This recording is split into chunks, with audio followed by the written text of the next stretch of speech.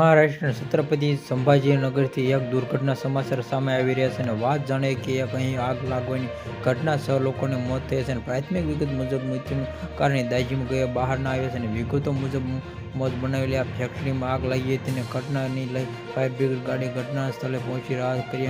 લાગ્યું બાદ આ આગને કાબૂમાં લેવામાં આવે છે અને અગાઉના આ ફેક્ટરી અંદર આગમાં પહોંચે છે અને લોકોને ફસાયેલા હોવાના બહાર આવ્યું છે અને મહારાષ્ટ્રના છત્રપતિના સંભાજી એક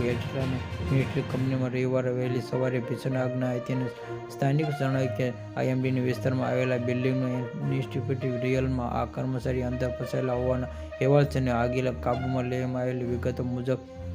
અત્યાર સુધીમાં પોલીસ 6 લોકોને મોતની માહિતી આપી છે અને લોકોને સારવાર માટે છત્રપતિ સંભાજીનગરની સરકારી હોસ્પિટલ દાખલ કરવામાં આવ્યા છે અને આગ મુજબના આ પડી સ્થળ મોડી સંભાવના અને કહેવામાં આવેલ આ કંપની વોટર ગ્લોસ બનાવેલી ફેક્ટરીને સમયસર આ લોકોને ઓળખ થઈ છે અને આગના કારણે વિસ્તારમાં અરાજક માહોલ લોકો ચોંટાઈ પડેલા છે અને બિલ્ડિંગની અંદર ફસાયેલા પોતાનું સૂરજોઈને બચાવવા માટે વિનંતી કરી રહ્યા છે અને આ કર્મચારીને મીડિયા જણાવ્યું કે 5 કર્મચારી બિલ્ડિંગની અંદર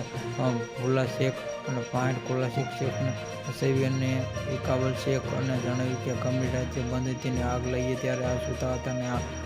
ત્યારે ઇમારતમાં 10-15 લોકો હતા અને આ ભાગી જવાની સફળતા પરંતુ હજુ અંદર ફસાયેલા છે.